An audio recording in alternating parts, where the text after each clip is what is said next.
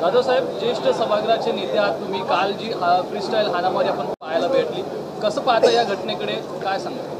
या काल जी फ्रीस्टाईल हाणामारी झाली त्याचं एका शब्दातच सुरुवातीला मी वर्णन करतो, ये तो होना ही था. हे घडणारच होतं आणि हे घडलंय.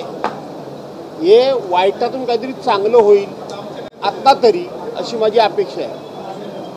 हे मी असं का म्हणतो तर साधारणपणे आपल्याला आठवत असेल, हे अधिवेशन सोडलं तर पूर्वीच्या 400 अधिवेशनामध्ये मी सातत्यानं हा मुद्दा उपस्थित केलेला आहे की या सभागृहामध्ये अधिवेशन काळामध्ये इतकी लोक आतमध्ये येतात कशी, त्यांना एवढे पास देतं कोण.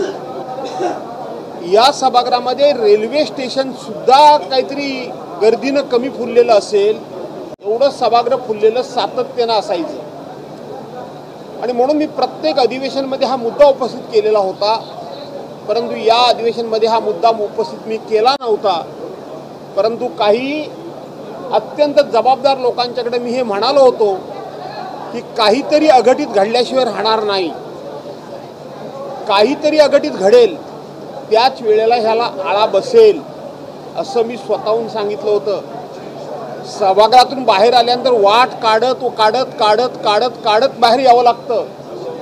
मुख्य दरवाजावर जर तुम्ही बघितलं तर हा सेल्फी पॉईंट आहे, सेल्फी पॉईंट.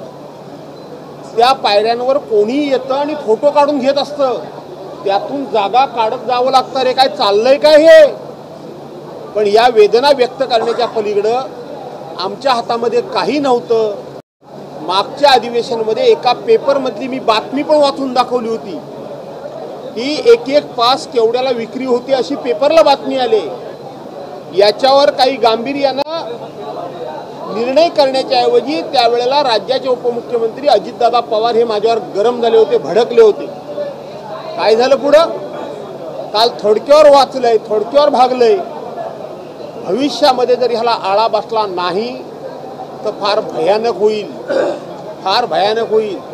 आतमध्ये येणं, एकमेकाला सहजासहजी भिडणं, एकमेकाला सहजासहजी भेटणं आणि एकमेकाचे कुठले काही हिशेब असतील तर चुकते करणं, ही सेफ जागा म्हणजे विधान भवन होईल की काय अशी परिस्थिती निर्माण झालेली आहे. त्यामुळं मी म्हणालो, ये तो होना ही था. गेले 2-3 दिवस एकदिवसीय पास बंद होते, मात्र काही आमदार जे आहेत ते तुम्ही आमदार ज्या गेटने येतात त्या गेटमधून आपली लोक आणत होते. कालचा प्रकार सुद्धा तसंच होता आणि त्यांच्यावरती गंभीर स्वरूपाचे गुन्हे सुद्धा आहेत, त्यांनी दाखवले. मला माहीत नाही आमदार असे माणसं आणत होते की नव्हते ते, कारण अशा प्रकारचं गैरवर्तन मी अजिबात केलेलं नाही. माझ्या ते शिस्तीमध्ये बसत नाही. माझा जो मुंबईचा PA होता त्या PAकडे कार्ड नव्हतं. कार्ड एकच मिळतं, 2 कार्ड आयडेंटिटी कार्ड मिळावी, पगार नव्हे, असा मी आग्रह सातत्यानं धरला. का तर एक PA आमचा गावाला राहतो कमीत कमी, आणि एक PA मंत्रालयातलं आणि विधान भवनातलं काम करणारा बरोबर असतो, आणि म्हणून त्याला एंट्री कार्ड द्यावं, पण तेही मिळत नव्हतं. म्हणून अधिवेशन काळामध्ये मी माझा बरोबर असलेला 25 वर्षाचा PA जवळजवळ त्याचा मी अधिवेशनाचा पास काढायचो आणि मी त्याला बरोबर घेऊन यायचो. या व्यतिरिक्त मी कधीही कोणाला आतमध्ये आणलेलं नाही, कोणालाही आणलेलं नाही. कालच मी माननीय आमच्या अध्यक्ष महोदयांना गेटवर भेटलो, तेव्हा मी त्यांना म्हटलं की मी जातोय, मी त्यांना इथपर्यंत सोडायला आलो, जातोय का तर माझी पत्नी आणि माझ्या सूनबाई ह्या गाडीमध्ये बसलेल्या आहेत. ते म्हणाले तुम्ही त्यांना कधी अधिवेशनाला घेऊन आलात का? मी म्हटलं पास मिळालं तर घेऊन येईल. म्हणजे आम्ही आमची घरची माणसं सुद्धा गेटमधून आत आणलेली नाहीत. त्यामुळं आमदार जर अशा पद्धतीनं गेटमधून जर पासाशिवाय जर माणसं आणत असतील तर हे गंभीर आहे. त्याच्या व्यतिरिक्त मी आज विशेष तुम्हाला कल्पना देतो, आरोप करत नाही, आरोपच करायला पाहिजे, परंतु काल फारच गरमागरम झाली आहे. काही पक्षाचे लोक छातीवर चिन्ह लावून या विधिमंडळामध्ये खुलेआमपणे वावरत असतात आणि एकाच पक्षाचे लोक हे वावरत असतात. खुलेआमपणे कुठल्याही फ्लोअरवर जा, पक्षाचं चिन्ह लावून काय चाललंय काय. आणि म्हणून हे घडलंय, ते बाकी वाईट घडलंय त्या संदर्भात चर्चा होईलच, पण किमान विधान भवनाच्या इज्जतीकरता, इभ्रतीकरता आणि मोकळेपणानं काम करण्याकरता हे चांगलं घडलंय असं मी म्हणतो. सर, कोणते आमदार आहेत जे पक्षाचे चिन्ह लावून फिरत आहेत ते तुम्ही सांगू शकता? तुम्ही बरोबर ऐकलेलं नाही. मी आमदार बोललो नाही, काही कार्यकर्ते काही पक्ष, तेच कोणता पक्ष मला माहीत नाही. चिन्ह माझ्या ओळखीचे आहे, फक्त कार्यकर्ते माझ्या ओळखीचे नाही. सर, काल शंभूराज देसाई म्हणतायत की एकनाथ शिंदेंवर यापुढे जर असं भाष्य केलं तर त्यांना त्याच भाषेमध्ये उत्तर दिलं जाईल. ठीक आहे, शंभूराजांचं फार काही विधान काही गांभीर्याने घेऊ नका. आम्ही कधी घेतलं. राज्यपालांची भेट घेणार आहेत तुम्ही आज राज्यपालांची आज भेट घेणार आहात. आणि सर, ते शंभूराज यांनी जाणार आहोत राज्यपालांच्या भेटीला. शंभूराज यांनी तुमचा एक व्हिडिओ पण दाखवला आदित्य ठाकरे.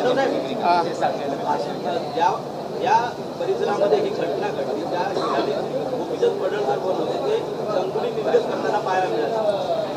गोपीचंद पडळकरांना एकंदरीत परिस्थितीचा आवाका माहिती होता, ती ही घटना थांबवू शकली असते काय? मला माहीत नाही. सत्ताधारी पक्षाने असल्या घटना थांबवायच्या नसतात. सत्ताधारी पक्षाचा आता जाहीर सांगितलं काही कराने आपल्या बॉसच्याकडे या, आणि म्हणून रात्रीचा बघितला आपण व्हिडिओ, ते एकाच माणसाला त्या ठिकाणी अरेस्ट करताना दिसला. सर, काल एकनाथ शिंदे म्हणाले की दिनो मोरियाने प्रकरण आहे ना, पूजा प्रकरण, हे आव्हाडांनी घोषणा दिली म्हणून चोरांचा मला माहित नाही, मी ऐकलेलं. शेवटचा प्रश्न आहे. जनतेला अधिवेशन जनतेचे प्रश्न सोडवण्यासाठी असतं. सध्या राड्याची चर्चा आहे, जनतेला नेमकं काय? जनतेला नेमकं जनतेला आपण काय, जे सरकार निवडून दिलंय त्याने आपल्या पदरात काय टाकलं याचा विचार जनतेनं करावा. आम्ही आता काय करणार? आमच्या हातात काय आहे? आम्ही आमची भूमिका पार पाडतोय, आणि म्हणून जनतेला नक्की काय मिळालं ह्याचा शोध जनतेने घ्यावा. आमचं म्हणणं काही मिळालं नाही म्हणून काल आम्ही भोपळा, या सरकारकडून जनतेला भोपळा मिळाला असं आम्ही काल प्रतिकात्मक आंदोलन केलं. आमच्या दृष्टीनं या अधिवेशनातून जनतेला भोपळाच मिळाला आहे, बाकी काही मिळालेलं नाही. गाजरच मिळालेलं आहे आश्वासनानंतर, बाकी काही मिळालं नाही. परंतु त्याच्यावर काय मिळालं याचा विचार जनतेनं करावा. धन्यवाद. तिसरी वेळ झाली ठाकरे आणि फडणवीस यांची.